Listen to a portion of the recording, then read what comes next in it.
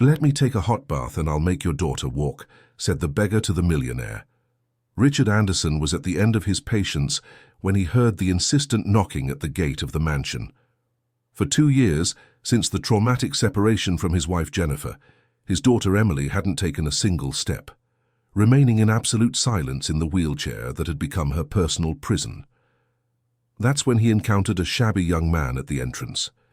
The young man wore worn-out brown clothes and a faded golden beret, holding a water bottle as if it were his most precious possession. "You're Emily's father, right?" asked the young man, with a smile that contrasted with his unkempt appearance. Richard felt a tightness in his chest. How did this stranger know his daughter's name? "Who are you? What do you want here?" he replied coldly, already thinking of calling security. "My name is Ethan, sir, and I can make your daughter walk again," said the young man, slightly raising the bottle. "I just need one thing in return." Richard laughed bitterly. Over the past 2 years, he had heard similar promises from dozens of specialists, renowned physical therapists, child psychologists. All had failed. "Let me take a hot bath and I'll make your daughter walk," Ethan added, looking directly into the businessman's eyes. "Are you joking with me?" Richard felt anger rising. "Get out of here before I call the police." "Sir, just listen for a minute. I worked at the circus when I was a kid. I learned special techniques from a master who helped people who had lost the will to move. It's not about her legs, it's about her heart." Richard was about to close the gate when he heard a faint voice behind him. "Daddy?" He turned quickly. Emily was at the house entrance in her wheelchair, but for the first time in months, she had spoken. Her large brown eyes were fixed on the young man outside. "He has a bottle just like mine," murmured the girl, pointing to the object Ethan was holding. Richard looked closer and realized there was indeed a resemblance. Emily always carried a pink water bottle, one of the few objects that still calmed her. "Please, sir," insisted Ethan, "just let me talk to her a little. I don't need the bath now. Just let me show you I'm not a bad person." Richard hesitated. There was something in the young man's voice that sounded sincere, and Emily had spoken. After months of silence, his daughter had uttered words. "All right," he said finally, "but stay out here, and if you try anything strange, don't worry, sir. I just want to help." Ethan knelt at the girl's height, maintaining a respectful distance. Emily watched him with curiosity, something Richard hadn't seen in his daughter's eyes for a long time. "Hi, Emily. That's a pretty bottle you have there," Ethan said softly. "Mine isn't as pretty as yours, but it goes with me everywhere." "Why?" asked Emily, surprising her father with another word. "Because water is life, right? When we drink water, our body gets strong, and when we take a bath, our soul gets clean too." Richard watched the conversation with a mixture of hope and suspicion. Emily seemed more alert than she had been in months. "Do you live on the street?" asked the girl. "For now, yes," Ethan replied honestly. "But I'm not sad about it. Any place can be our home if we know how to look properly." "My mommy doesn't live here anymore," Emily said quietly. Richard felt his heart tighten. The separation had been difficult for everyone, but especially for Emily, who had witnessed terrible arguments between her parents. "Sometimes people need to live in different places," Ethan said gently, "but the love they feel doesn't go away. It stays stored right here inside." He touched his own chest. Emily smiled for the first time in weeks. Richard felt tears in his eyes. "Do you know how to do magic?" asked the girl. "I know a few little things," replied Ethan, taking 3 small stones from his pocket. "Want to see?" With skillful movements, he began to do simple juggling with the stones. Emily clapped her hands, laughing softly. The sound of his daughter's laughter moved Richard deeply. "How did you learn that?" asked Emily. "At the circus where I grew up. There, everyone knew how to do something special. Some walked the tightrope, others did acrobatics. I learned how to make people smile when they were sad." "I'm sad," confessed Emily. "I know, little one. But did you know that sadness is like a cloud? It seems like it will stay forever, but it always ends up passing." Richard was impressed by the young man's ease in talking with children. Emily seemed more relaxed than she had in months. "Mr. Richard," said Ethan, addressing the father, Emily is a very special girl. You can tell she has a big heart. How do you know my name? Asked Richard, still suspicious. Oh, everyone in the neighborhood knows you. You're famous around here. It was true. Richard owned a successful construction company and had lived in that mansion for over 10 years. But it still bothered him that a stranger knew details about his life. Daddy, can I give him some water? Asked Emily. Richard hesitated, but ended up agreeing. Emily instructed her father to get a glass from the kitchen. When he returned, he found Ethan telling a story about a lion who was afraid to roar. And then the lion discovered that he didn't need to roar loudly to be brave, Ethan finished. Sometimes whispering is more powerful than shouting. Emily was completely absorbed in the story. Richard poured the water and offered it to the young man. Thank you, sir. The water is delicious, said Ethan, drinking gratefully. You said you could make my daughter walk, Richard reminded him. How? It's not magic, sir, it's patience. At the circus I saw many people who had lost their confidence. The master always said that the body only does what the heart allows. Dear listener, if you're enjoying the story, please take a moment to like and especially subscribe to the channel. It really helps us who are just starting out now continuing. What do you mean by that? Asked Richard. Emily hasn't forgotten how to walk. She just forgot that she wants to walk. When someone suffers a lot, sometimes the body decides to stop to protect the heart. Richard reflected on the words. It made sense. Emily had stopped walking right after the worst moments of the separation, when the fights at home were constant. And how can you help? Insisted Richard. With special exercises, I learned. But they're not exercises for the legs. They're exercises to remember joy. Emily listened to everything attentively, slightly moving her feet in the wheelchair, something she hadn't done in weeks. Can I try? Asked Ethan. Just some very simple exercises right here in the garden. Richard looked at his daughter, who nodded enthusiastically. Okay, but I'll stay here watching everything. Of course, sir. Total transparency. Ethan positioned himself in front of Emily and began to make slow movements with his arms as if swimming in the air. Imagine we're in a nice warm pool, Emily. Let's move our arms like this, slowly. Emily imitated the movements, smiling. Richard watched, fascinated. Now let's pretend we're trees swaying in the wind, continued Ethan, moving his body gently from side to side. Emily swayed her torso, giggling softly. Her feet moved involuntarily, responding to the body's movements. Richard felt his heart race. He hadn't seen his daughter move so much in months. Very good, Emily. You're the most beautiful tree in the forest, praised Ethan. At that moment, Mrs. Margaret, the housekeeper for over 15 years, arrived. She was a woman in her late 60s, with greying hair always tied in a bun, who treated Emily as if she were her own granddaughter. Mr. Anderson, what's going on here? She asked, looking suspiciously at Ethan. Mrs. Margaret, this is Ethan. He's helping Emily. The housekeeper observed the young man more closely, as if trying to remember something. Young man, you don't look unfamiliar. Where have I seen you before? Ethan seemed slightly uncomfortable. I don't know, ma'am. Maybe around the neighborhood. Murmured Mrs. Margaret, still intrigued. Emily, my dear, are you all right? I am, Grandma Maggie. Ethan knows how to do magic and said I'm a beautiful tree. Mrs. Margaret smiled, hearing Emily so excited, but kept a cautious eye on Ethan. Mr. Anderson, Dr. Williams has arrived for Emily's session, announced the housekeeper. Richard had completely forgotten. Dr. Williams was Emily's private physical therapist, a serious and competent man who came 3 times a week to try conventional exercises with the girl. Can you ask him to wait a few minutes? No need, said Ethan, standing up. I can come back another day. No, exclaimed Emily. I want you to stay. Richard found himself in a dilemma. Emily had clearly connected with the young man, but he didn't want to disrespect the professional who had been helping for months.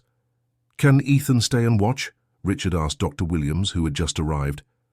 Dr. Williams was a man in his 50s, with greying hair and thick-lensed glasses. He always wore a white lab coat and carried a case with equipment. Who is this young man? Asked the physical therapist, clearly displeased. Someone who is also trying to help Emily, explained Richard. Mr. Anderson, with all due respect, Physical therapy treatment is serious business. We can't have just anyone interfering." Ethan remained silent, but Emily protested. "I want Ethan to stay. He made me laugh." Dr. Williams sighed, visibly irritated. "Fine, but he stays quiet and doesn't interfere with anything." The physical therapy session began as usual. Mechanical exercises, attempts at movement that Emily performed without enthusiasm. Richard watched as his daughter's excitement gradually faded. "Emily, focus. You need to try to move your right leg," insisted the doctor. "I can't," murmured the girl, clearly discouraged. Ethan watched everything in silence, but Richard noticed he was restless, as if he wanted to say something. "Doctor," said Richard, "could we try a different approach today?" "What do you mean?" Ethan was doing some more playful exercises. Emily seemed to respond well. Dr. Williams looked at Ethan with disdain. "Mr. Anderson, I have 15 years of experience in pediatric physical therapy. I can't allow charlatans to interfere with scientific treatment." "Charlatan?" Ethan finally spoke, but kept a respectful tone. "Doctor, I'm not saying my way is better than yours. I'm just trying to help Emily feel happy." "Happiness doesn't cure emotional paralysis," the doctor retorted coldly. "But sadness can cause it," Ethan replied calmly. The atmosphere became tense. Emily watched the argument with teary eyes. "Enough," said Richard. "Emily, do you want to continue with Dr. Williams's exercises, or do Ethan's playful activities?" "The playful activities," Emily replied without hesitation. Dr. Williams turned red with anger. "Mr. Anderson, this is irresponsible. I can't continue the treatment if you allow interference from outsiders." "Then perhaps it's best we take a break from the conventional sessions," said Richard, surprising himself with the decision. "As you wish. But when this clowning around doesn't work, don't come looking for me," said the doctor, packing his equipment abruptly. After the physical therapist left, Emily started to cry. "Did I do something wrong, Daddy?" "No, my princess, you didn't do anything wrong." Ethan approached gently. "Emily, want to know something? At the circus, when someone got really angry, we did something special." "What?" "We'd send all the anger away by dancing. Want to try?" Emily nodded, wiping her tears. Ethan began making exaggerated movements with his arms, as if shooing away invisible flies. "Let's chase away all the sadness and all the anger," he said, making Emily laugh again. She imitated the movements, and Richard noticed her feet moving naturally, keeping rhythm with her arms. "Very good. Now let's dance like butterflies coming out of their cocoons." Emily closed her eyes and swayed gently. For the first time in 2 years, she seemed completely relaxed and happy. Richard felt a hope he hadn't felt in a long time. Maybe this young man really could help his daughter in a way all the specialists couldn't. "Ethan," said Richard, "can you come back tomorrow?" "I can, sir, if you'd like." "I would, but about that hot bath you mentioned?" Ethan gave a shy smile. "Sir, you can forget about that. I only said it because, well, it's been a while since I've had a decent bath, but what matters is helping Emily." Richard observed the young man more carefully. He really did seem to have been living on the streets for some time. His clothes were clean but worn out. His hair was neat but too long. You could see he tried to maintain a dignified appearance despite his circumstances. "Where have you been sleeping?" asked Richard. "In the square nearby. But don't worry, sir. I manage fine." Emily overheard the conversation and grew concerned. "Daddy, he doesn't have a home?" Richard found himself facing a dilemma. He didn't know this young man, but Emily had clearly grown fond of him, and the progress he'd seen in just one afternoon was undeniable. "Ethan, would you like to work here?" offered Richard. "Helping Emily, but also doing other things, gardening, cleaning, and you'd have a place to sleep." Ethan seemed surprised by the offer but shook his head. "Thank you, sir, but I can't accept charity. If I'm going to help Emily, it has to be because I want to, not because I need a place to stay." Richard was impressed by the young man's dignity. "It's not charity, it's a job. You'd receive a salary." "Even so, sir, let me first prove that I can help Emily. Then we can talk about other things." Emily intervened in the conversation. "Daddy, can Ethan at least have dinner with us tonight?" Richard looked at Ethan, who seemed touched by the invitation. "If you don't mind, sir." "Of course. Mrs. Margaret will enjoy having someone else to care for," said Richard, smiling. During dinner, Ethan demonstrated good table manners despite his humble appearance. He spoke politely with Mrs. Margaret, complimented the food, and told funny circus stories that made Emily laugh a lot. "Tell the one about the clown who was afraid of red noses," requested Emily. "There once was a clown who had the most beautiful nose in the circus, but he thought it was too ugly," began Ethan. "So he decided to wear a blue fake nose, which he thought was prettier." Emily listened attentively, eating better than she had in weeks. But then something funny happened. Every time he tried to make people laugh with the blue nose, nobody laughed. "Know why?" "Why?" asked Emily. "Because the blue nose wasn't him. People only laughed when he went back to wearing his natural red nose, because that's who he really was." "And what's the moral of the story?" asked Mrs. Margaret, who was also engaged in the storytelling.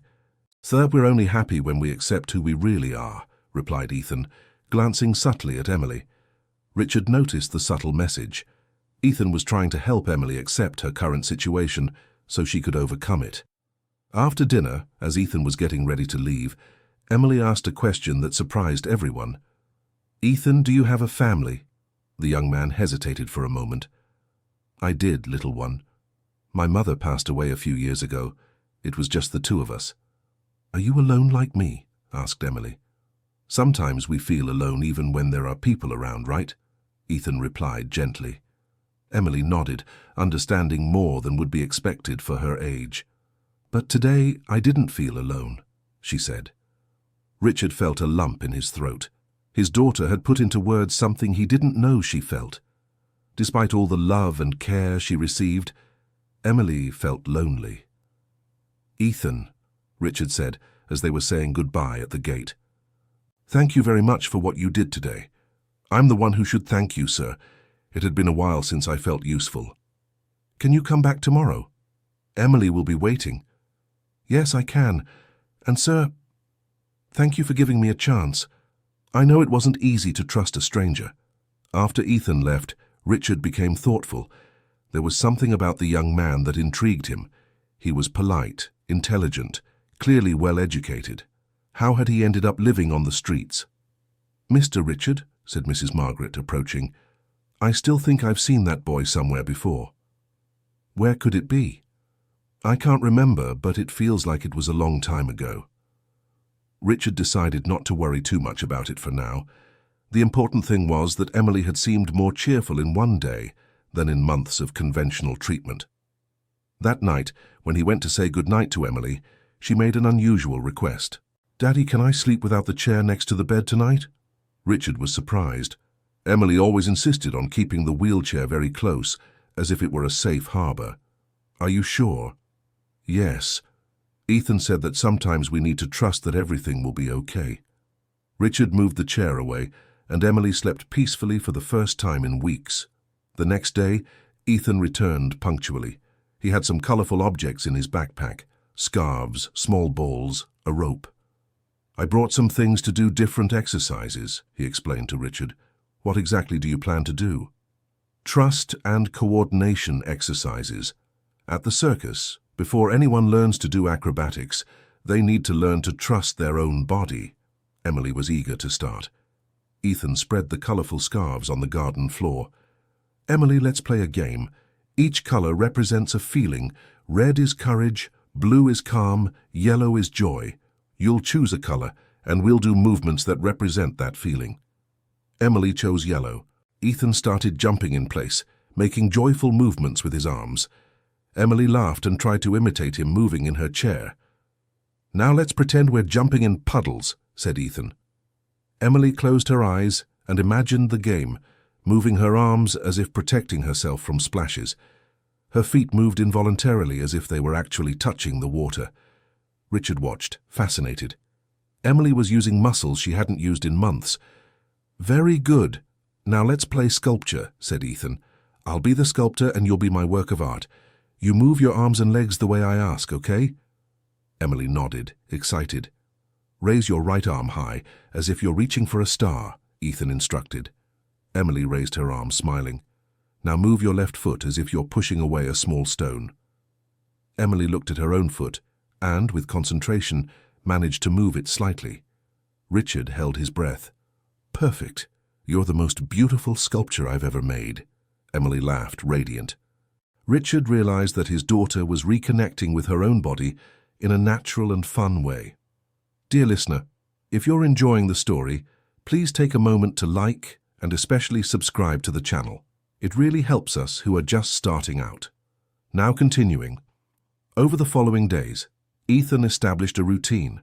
He arrived every morning with different activities and spent several hours playing with Emily. The progress was gradual but consistent.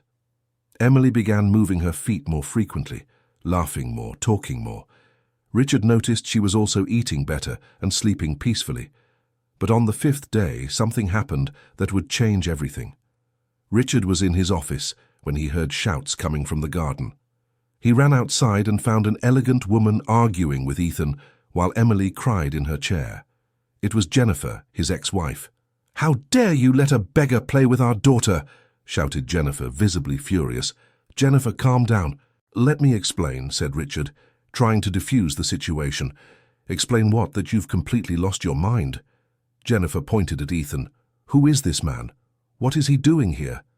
Emily kept crying, clearly frightened by the argument. "Mommy, Ethan is my friend," said Emily between sobs.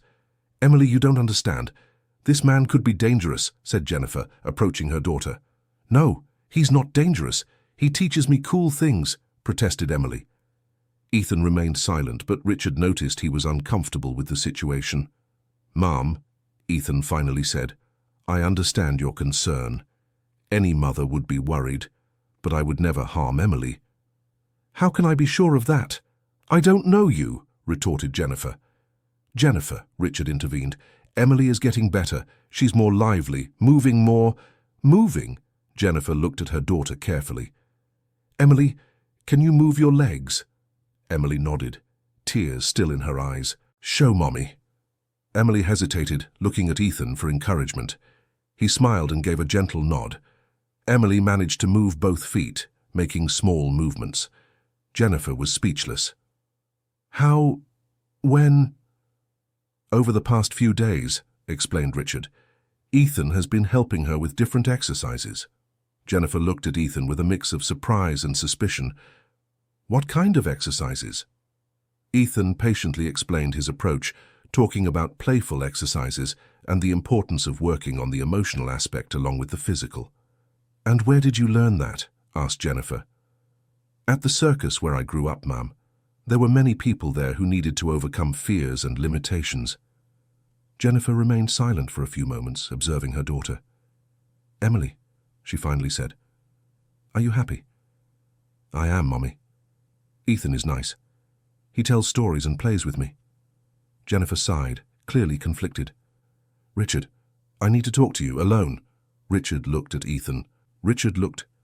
"Can you keep playing with Emily? We're going inside to talk." Ethan nodded and turned his attention back to Emily, who gradually stopped crying. Inside the house, Jennifer exploded. "Richard, have you completely lost your mind? How could you let some stranger take care of our daughter? He's not just some stranger. He's someone who's managing to help Emily in a way no specialist has been able to. That doesn't matter. You know nothing about this man. He could be a fugitive, a criminal. Jennifer, look at our daughter's eyes when she's with him. When was the last time you saw Emily this happy?" Jennifer hesitated. It was true that Emily seemed more lively than she had in a long time. Even so, it's our responsibility to protect her. And that's what I'm doing, protecting her from the sadness that was destroying her from within. "Richard, this is temporary. Tomorrow he could leave and Emily will be worse off than before." "Why would he leave?" "Because that kind of people always leave. Don't you see? He's taking advantage of our situation." "Taking advantage how?" "He didn't ask for money, didn't ask for anything but a hot shower." Jennifer stopped talking, processing the information. "A hot shower," Richard explained Ethan's initial proposal and how it all started. "And you didn't find that suspicious?" asked Jennifer. "At first, yes, but after I saw how he is with Emily," Richard, listen, I'm going to hire a private investigator to find out who this man is. Meanwhile, don't leave him alone with Emily at any time. Jennifer, it's either that or I file for full custody, and you know I'll win. Richard knew the threat wasn't empty. Jennifer had resources and contacts.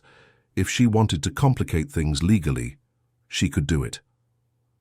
All right, Richard agreed reluctantly. But as long as you don't find anything wrong, he keeps coming here. Under full supervision, insisted Jennifer. Under supervision. When they returned to the garden, they found Ethan teaching Emily how to make shadow puppets on the wall with her hands.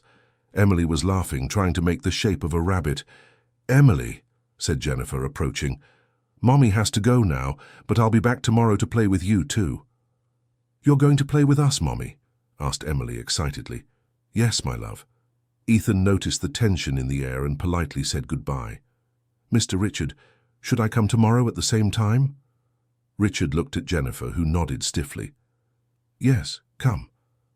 After Ethan left, Jennifer stayed for dinner. During the meal, she observed Emily closely. The girl was clearly more communicative and cheerful. Emily, said Jennifer, what do you like doing most with Ethan? He teaches me stories and games, and he said when I feel ready I can try to stand up. Stand up? Jennifer looked at Richard with concern. He said I'll only be able to when I'm not afraid anymore, continued Emily, and that it's okay to be afraid. Everyone is afraid of something. What is Ethan afraid of? Asked Jennifer. Of being sent away, Emily replied innocently. Richard and Jennifer exchanged looks. Emily's answer revealed that Ethan had shared his own fears with the child, creating a connection of mutual vulnerability. That night, after Emily fell asleep, Jennifer confronted Richard again. Richard, I know you want what's best for Emily. I do too. But we need to be careful. I know, Jennifer. But what if he really is a good person who can help our daughter? And what if he isn't? Richard had no answer for that. Parenthood was a constant balance between protecting and allowing growth. The next day, Jennifer arrived early, before Ethan. She wanted to observe the interaction from the beginning. When Ethan arrived, he was visibly surprised to see Jennifer. Good morning, Mum. Good morning. I'll be joining the activities today. Of course, Mum. Make yourself at home. Emily was excited to have both parents present. Ethan adapted the activities to include Jennifer. Today we're going to do a family trust exercise, he announced. Emily, you'll stand in the middle and your parents will be on either side. You'll sway from side to side, trusting that they'll catch you. It was a simple but symbolic exercise. Emily stood in the middle between Richard and Jennifer and began leaning from side to side. With each movement, her parents supported her. Now let's pretend you three are a tree, continued Ethan. Richard is the trunk, Jennifer is the branches, and Emily is the leaves dancing in the wind. Emily laughed at the game, moving her arms like leaves. Her feet followed the movement naturally. Jennifer watched everything carefully, noticing how cautious and respectful Ethan was. He never touched Emily without permission, always explained what he was going to do, and maintained a cheerful yet professional tone. Ethan, said Jennifer during a break, where did you learn to work with children? At the circus itself, Ma'am. There were many families with children there, and I always enjoyed playing and taking care of the little ones. And why did you leave the circus? Ethan hesitated for a moment. The circus closed down, Ma'am, and my mother got sick. I needed to take care of her. And now? Now I'm trying to restart my life. Jennifer sensed something in Ethan's voice that made her realize he was being sincere about difficult times in his life. Do you have a place to live? Not at the moment, Mum, but don't worry. I'll manage. It's not worry, said Jennifer. Just curiosity, really. Ethan nodded respectfully. During lunch, Jennifer had the opportunity to talk more with Ethan. She discovered that he was polite, well-informed, and clearly had a formal education, despite his current circumstances. Ethan, how far did you go in school? She asked. I finished high school, Ma'am. I even started college for physical education, but couldn't finish. Why not? Financial problems. When my mother got sick, I had to work full-time to pay for the treatments. Jennifer began to understand Ethan's story better. He wasn't someone who had chosen to live on the streets, but someone forced by circumstances. "And you don't have other relatives?" "No, Mom. It was just me and my mother. After she passed away, I was alone." Emily, who was listening to the conversation, became sad. "Ethan, were you very sad when your mother went to heaven?" "Yes, I was, little one. But you know what helped me?" "What?" "Remembering all the good things she taught me, and trying to use those things to help other people, like you're helping me." "Exactly." Jennifer felt a tightening in her heart. There was something genuinely touching about Ethan's story and how he related to Emily. After lunch, as Ethan was preparing to do more activities with Emily, Jennifer made an unexpected proposal. "Ethan, how about if Emily tried to stand up today?" Richard was surprised by Jennifer's suggestion. She had been so resistant the day before. "If you think she's ready," said Ethan. "Emily, do you want to try?" asked Jennifer. Emily became excited but also nervous. "What if I can't?" "Then you try again another day," replied Ethan. "There's no rush." "What if I fall?" "Then your parents will be here to help you up," said Ethan, looking at Richard and Jennifer. Emily thought for a moment and nodded. Ethan positioned the wheelchair near a low wall in the garden. Richard stood on one side, Jennifer on the other. "Emily, you're going to hold on to the wall with one hand and your dad's hand with the other. Mum will be right here on the side for anything. You only get up if you feel like it, okay?" Emily held onto the wall and her father's hand. Slowly, she tried to push herself up. On the first attempt, her legs trembled and she sat back down. "It's okay," said Ethan. "Take a deep breath and try again, only when you feel ready." Emily closed her eyes, took a deep breath, and tried again. This time she managed to stand up for a few seconds before sitting back down. "I did it!" she shouted excitedly. Richard and Jennifer hugged each other emotionally. It was the first time Emily had stood up in 2 years. "Well done, little one," celebrated Ethan. "You're very brave." Emily tried a few more times, managing to stand for increasingly longer periods. "Now, I want to try taking a little step," she said determinedly. "Emily, let's take it easy," said Richard, worried. "Let her try, Dad," said Jennifer, surprising Richard again. "If she feels ready," with Ethan positioned in front to catch her if needed, and her parents on each side, Emily took her first hesitant step in 2 years. It was just a small movement, but it was a step. Everyone celebrated as if it were the greatest victory in the world. "I walked! I walked!" Emily shouted, beaming. Richard had tears in his eyes. Jennifer was also emotional. "Thank you," Jennifer said to Ethan sincerely. "Thank you for giving our daughter back to us." Ethan smiled humbly. She was always here. She just needed to remember she could. That afternoon, after Emily took a nap, Richard and Jennifer talked alone in the garden. "Richard, I need to apologize," Jennifer said. "I was wrong about Ethan. You were being a protective mother. There's nothing wrong with that. But I almost kept our daughter from getting the help she needed." Richard held Jennifer's hand. "Then what matters is that she's getting better now. Richard, I was thinking maybe we could try to be a family again. At least try to be better parents together." Richard was surprised by the proposal. "Jennifer, I know we had problems, but look what happened when we stopped fighting and worked together today." Emily took her first steps. Richard reflected on his ex-wife's words. It was true that they worked better as parents when they weren't in conflict. "We can try taking it slow," he said. "Start by spending more time together with Emily. What about Ethan? What about him? I think we should help him too. He gave our family back to us. It's only fair that we return the favor." Richard agreed. But when they went to look for Ethan to talk about it, they found that he had left. They asked Mrs. Margaret, who said she saw him leaving with his backpack, thanking her for the opportunity and saying his work there was done. Emily was inconsolable when they learned that Ethan had left. "Why did he go? Did I do something wrong?" she cried. "No, sweetheart. You didn't do anything wrong," Richard comforted her. "Then why did he leave?" Richard and Jennifer didn't know how to answer.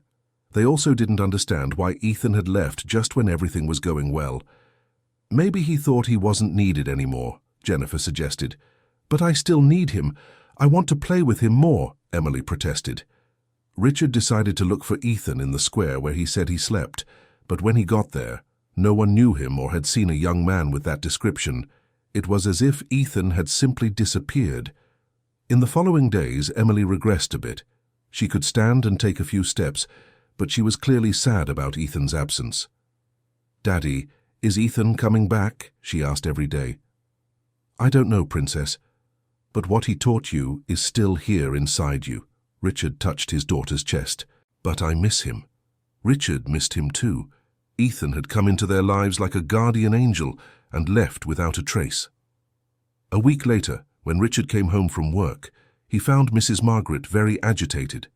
"Mr. Richard, I remembered where I knew Ethan from." "From where, Mrs. Margaret?"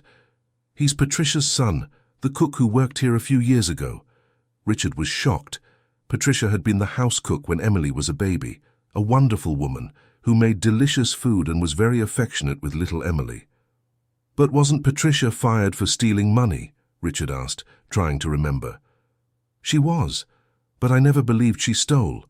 Patricia was an honest person, and Ethan was just a boy at the time. He must have been about 10 years old." Richard started putting the pieces together. Ethan had said he knew Emily from before. If he was Patricia's son, he had literally grown up seeing Emily as a baby. "Mrs. Margaret, do you have any idea where Patricia used to live?" "Yes, I do. It was in a simpler neighborhood close to downtown. I can try to remember the address."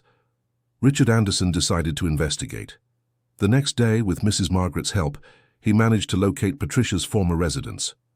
When they arrived there, they discovered that Patricia had passed away 2 years ago, but that Ethan really was her son. A neighbor told them that Ethan had taken care of his mother until the end, selling everything he had to pay for the treatments. After she died, he ended up on the streets because he no longer had money to pay rent. "He's a good boy," said the neighbor. "He always helped everyone here in the neighborhood. Whenever someone needed something, he was always willing." Richard felt a pang of guilt.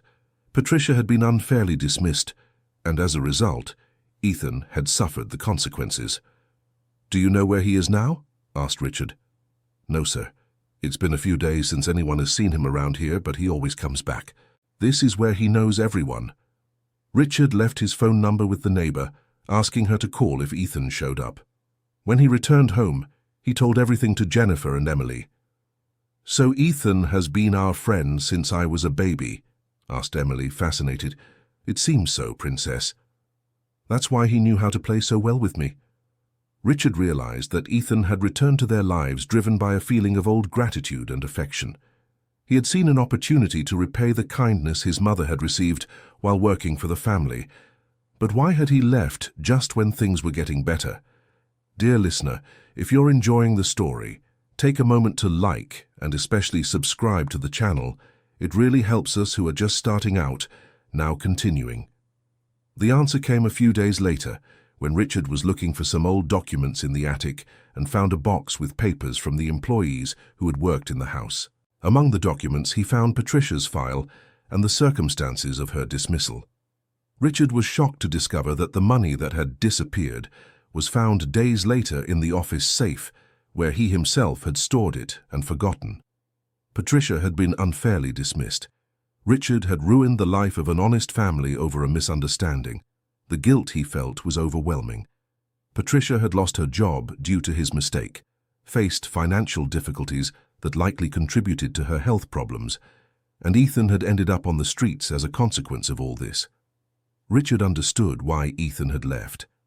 He probably didn't want the family to discover the connection with Patricia, to avoid awkwardness or pity, but Richard knew he needed to find Ethan, not only to thank him but to apologize and try to make up for the past mistake. For a week, Richard looked for Ethan everywhere possible. Squares, shelters, spots where homeless people usually stayed. Nothing. It was Mrs. Margaret who had the idea to look at the place where the old circus used to operate. "If he worked at the circus, maybe he still has contacts there," she suggested. Richard found out that the circus no longer operated at the original location, but some former employees still lived in the area. With perseverance, he managed to locate the former circus owner, an elderly man named Walter. "Ethan?" "Of course I remember Ethan," said Walter when Richard explained the situation. "Hard-working boy, honest. His mother, Patricia, worked here at the circus too before going to work for you. Do you know where he is?" "I don't, but I know he always talks about a little girl he helped take care of when she was small. Are you Emily's family?" "We are." "Then that's why he disappeared," said Walter thoughtfully. "What do you mean?" "Ethan has fierce pride. He doesn't accept help from anyone." And if he found out that you knew about his mother's story, Richard understood. Ethan had run away because he didn't want his help to be seen as payment for a past debt. "How can I find him?" "Leave it to me," said Walter. "I have my contacts. If he's in town, I'll find out." 2 days later, Walter called Richard. "I found Ethan. He's working on a farm in the countryside about 2 hours from here. I sent you the address." Richard didn't waste any time. That same day, he took the car and went after Ethan. The farm was simple, dedicated to raising horses. Richard found Ethan helping to take care of the animals. When he saw him, Ethan seemed surprised and slightly embarrassed. "Mr. Richard, how did you find me?" "Ethan, we need to talk. If it's about me leaving without notice, I apologize, but I thought it was better this way." "It's not about that. It's about your mother, about Patricia." Ethan became visibly uncomfortable. "You found out." "I did. And I also found out that she was unfairly fired." Ethan fell silent, looking at the ground. "Ethan, the money she was accused of stealing was in my safe. I was the one who forgot I had put it there. Your mother was innocent." Ethan looked up, surprised. "What?" Richard explained everything he had discovered. With each word, he saw the emotion growing on Ethan's face. "My mother always said she hadn't stolen anything," murmured Ethan, his voice choked. "But everyone thought she was lying. She was telling the truth, and I'm here to apologize for the terrible mistake I made."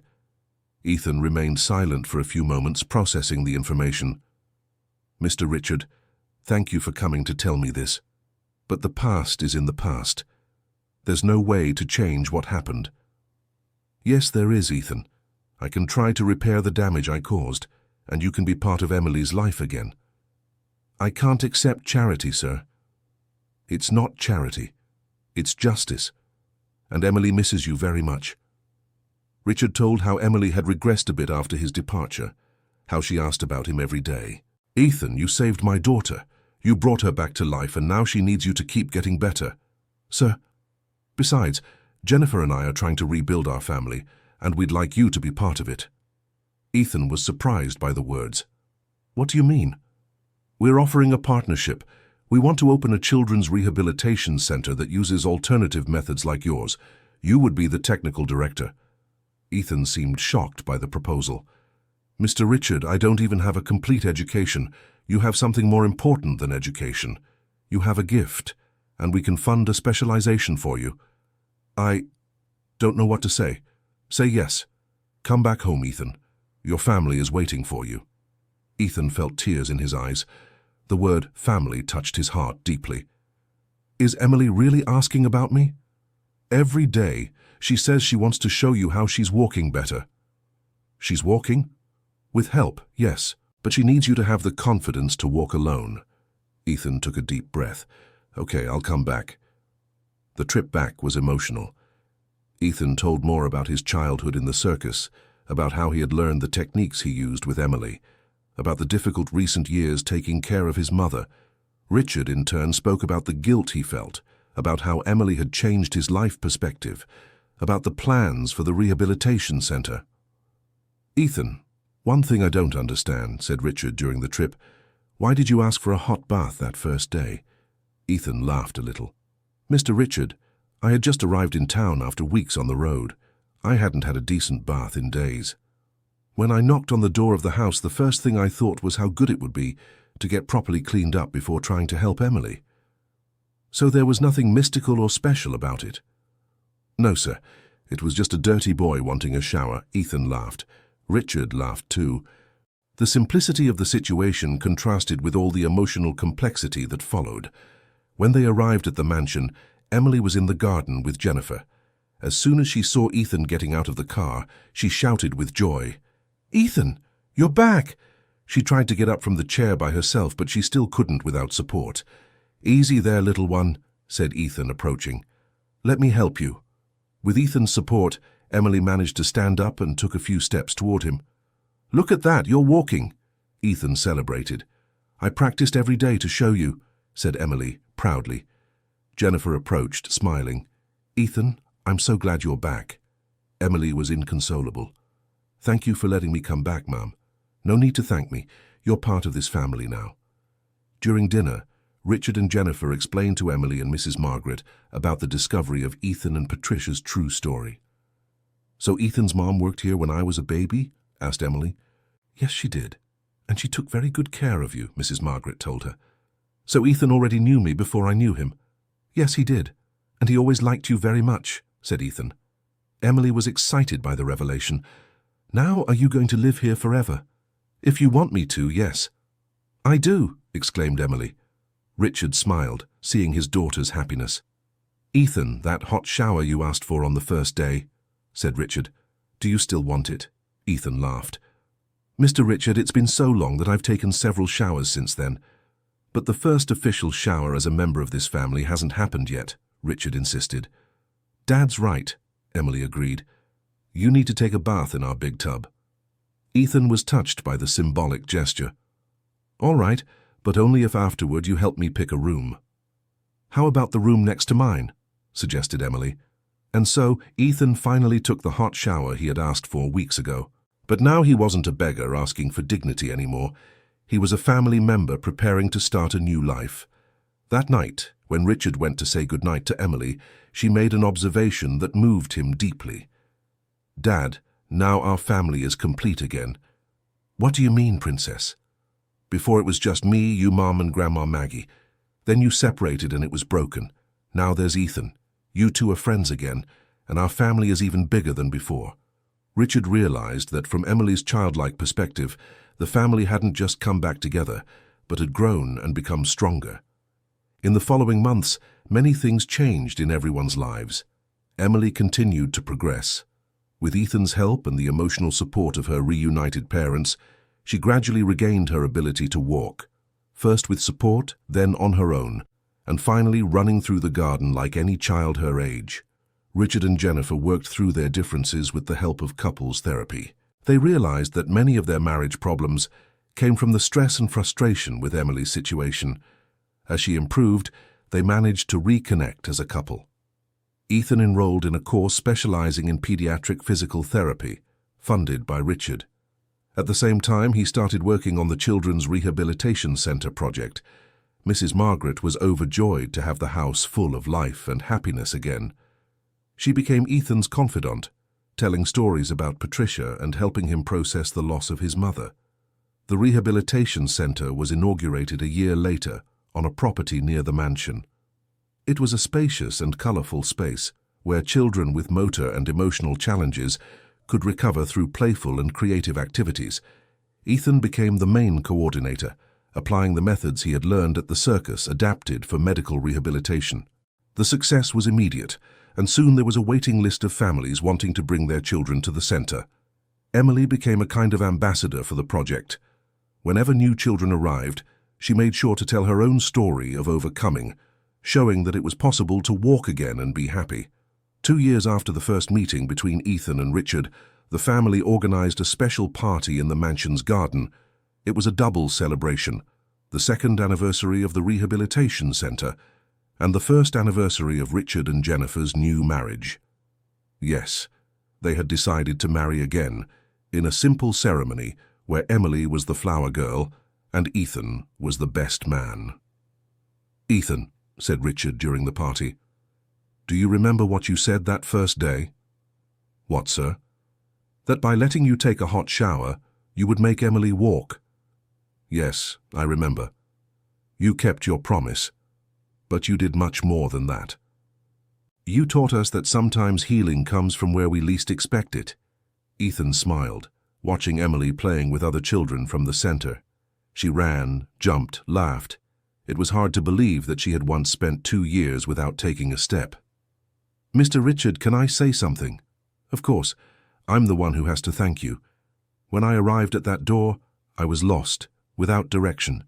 You gave me a family, a purpose, a new life." "We helped each other," said Jennifer, joining the conversation. "That's what families do." Emily came running over, followed by a group of children. "Ethan, come play circus with us." Ethan looked at Richard and Jennifer, who smiled and nodded. "I will, little one. How about if today we play tightrope walkers?" "Yay! But you'll be the circus master, and we'll be the performers." Ethan laughed, remembering how it had all started with circus stories and balance exercises. "Deal. But everyone has to promise they'll try, even if they're scared." "We promise!" the children shouted in unison. While Ethan organized the game, Richard and Jennifer watched from afar, holding hands. "Richard," said Jennifer, "do you think Ethan really made Emily walk?" "What do you mean?" "Or did Emily make Ethan walk too?" Richard reflected on the question. It was true that Ethan had arrived lost, without direction, and found purpose and family. Emily had regained the ability to walk, but Ethan had regained the ability to dream. "I think they saved each other," concluded Richard. "And saved us too," added Jennifer. It was true. Ethan's arrival had forced Richard and Jennifer to work together again, to communicate, to put Emily's well-being above their personal differences. As they watched the children playing in the garden, with Ethan coordinating an impromptu circus performance, Richard and Jennifer realized they had lived through a true miracle. Not a supernatural miracle, but the very human miracle of people helping each other overcome their limitations and fears.